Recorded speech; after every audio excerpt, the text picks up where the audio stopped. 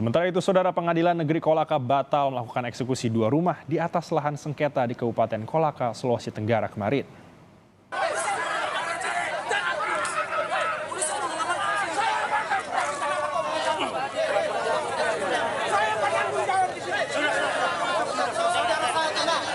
Aksi saling dorong terjadi antara aparat dan warga.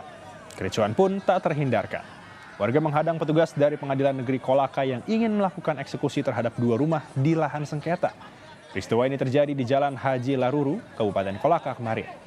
Sengketa lahan ini bermula saat pemohon mengajukan gugatan pada tahun 2014 lalu dan memenangkan gugatan atas lahan seluas 662 meter ini.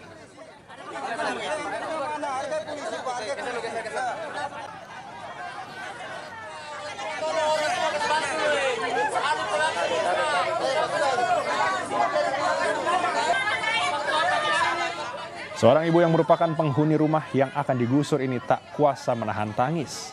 Ia histeris saat harus menghadapi para petugas eksekusi. Warga lain pun mencoba menenangkan. Kerumunan warga yang terus menghadang akhirnya membuat petugas membatalkan proses eksekusi. Pihak tergugat juga berdalih masih melakukan upaya hukum banding sampai menunggu hasil sidang keputusan.